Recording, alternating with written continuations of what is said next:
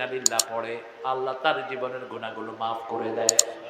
আল্লাহ বলছেন উলাইকা আলাইহিম সালাওয়াতুম মির রাব্বিহিম ওয়া রাহমা, যারা ইন্নালিল্লাহ পড়ে আমার সব রহমত বরকত আমি তাদেরকে দান করে দেই।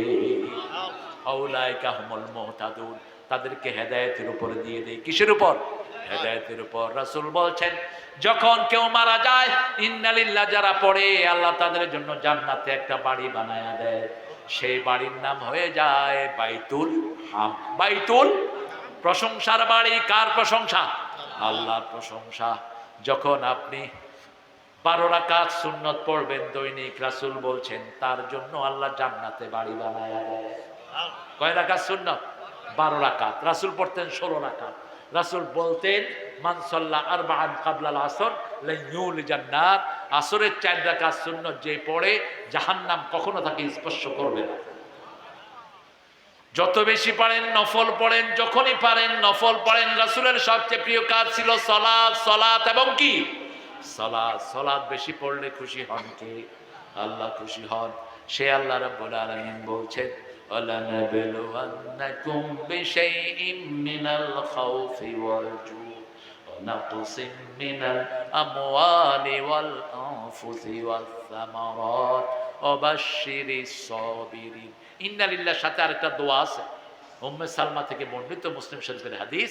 এই দোয়াটা যারা পড়ে, উম্মে সালমা রাদিয়াল্লাহু বলছেন কালকে সূর্য উঠতে দেরি হয়, রেজাল্ট পেতে দেরি, পড়েন আল্লাহুম্মা আজিরনি ফি মুসিবাতি আখলিফলি খায়রাম মিনহা, আল্লাহুম্মা আজিরনি ফি মুসিবাতি আখলিফলি খায়রাম মিনহা।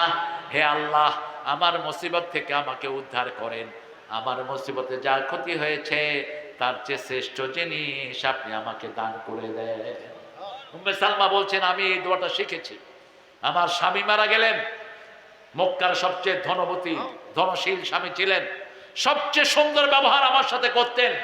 আমি চিন্তা করলাম আমার স্বামীর মতো দ্বিতীয় স্বামী আর কোনোদিন পাবো না, কিন্তু এই দোয়া পড়া শুরু করলাম। 3 দিনের মাথায় ওমর ফারুক জান্নাতের ইমাম আমাকে প্রস্তাব দিলেন। সুবহানাল্লাহ বলতে ইচ্ছা করে।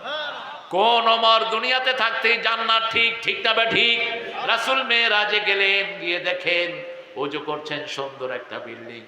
রাসূল জিবরাইল আমিনকে বলেন এত সুন্দর বিল্ডিং তো আমি জান্নাতে আর দেখিনি, এটা কার? জিবরাইল আমিন আলাইহিস সালাম বললেন এটা আপনার ওমরের জন্য আল্লাহ বানিয়ে রেখেছে। অর্ধ পৃথিবী করেছো শাসন, ধুলার তক্তে বসে, খেজুর পাতার প্রাসাদ তোমার বারবার গিয়েছে খসে। উম্মে সালমা বলছেন আমি আরো পড়তে লাগলাম। 5 দিন পরে আবু বকর আমাকে প্রস্তাব দিলেন। কোন আবু বকর? আল্লাহ একজনকে সাহাবী বলে কোরআনে উল্লেখ করেছেন, সূরা তাওবা, ইয ইয়াকুলু লিসাহিবিহি লা তাহজান ইন্নাল্লাহা মা'ানা।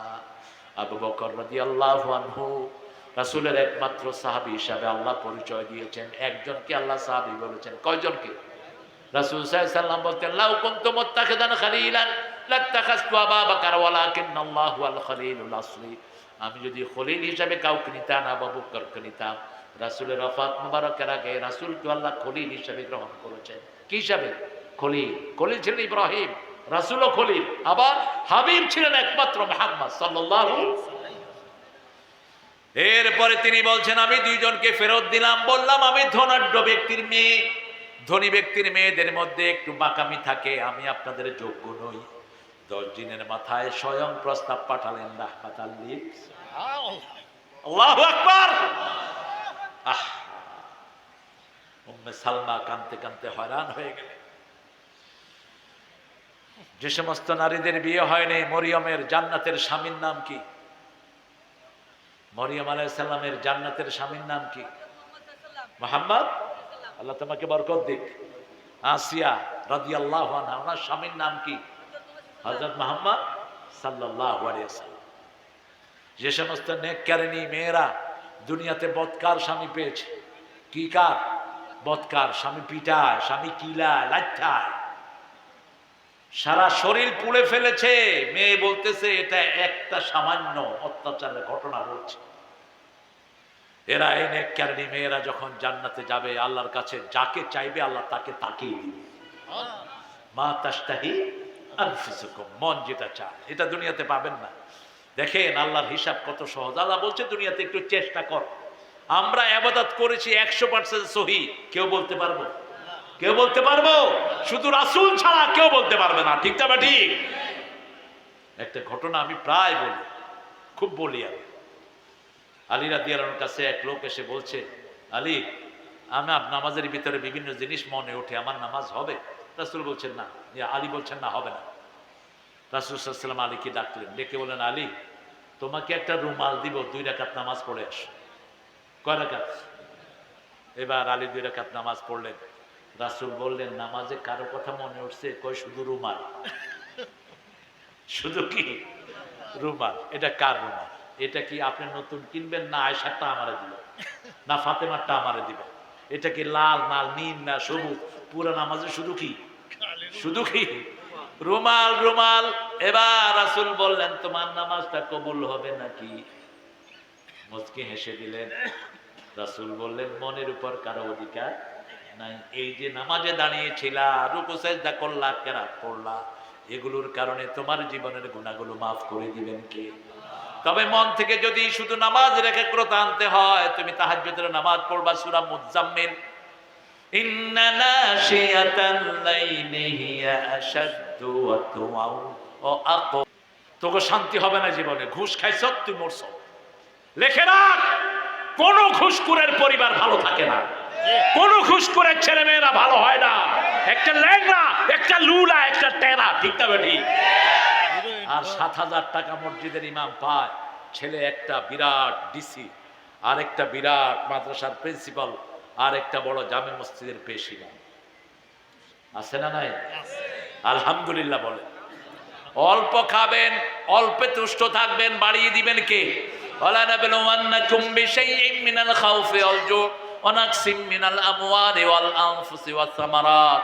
সম্পদ কেড়ে নিয়ে গেছে, বাড়িঘর সব কেড়ে নিয়ে গেছে, কেড়ে নিয়ে গেছে তার সব মান সম্মান, কেড়ে নিয়ে গেছে তার যত রকম ফসলাদি আছে। তারপরেও আল্লাহ বলছেন, ওয়াবাশশিরিস সাবিরিন, ধৈর্য যদি ধরো, ধৈর্যশীলের জন্য সুসংবাদ দান করেছেন কে? শুধু বলবেন আল্লাযীনা ইযা আসাবাতুহুম মুসিবা ক্বালু ইন্না লিল্লাহি ওয়া ইন্না ইলাইহি রাজিউন। দুঃখে পড়ে না ভেঙে যে বীর পুরুষ, বাধার প্রাচীর দেখে হয় না বেহুশ, তেমন মানুষ কই বীর মুজাহিদ, দুর্জয় দুঃখে শোকে তাকে খুঁজি আজ, তাকে খুঁজি আজ, তাকে খুঁজি আজ।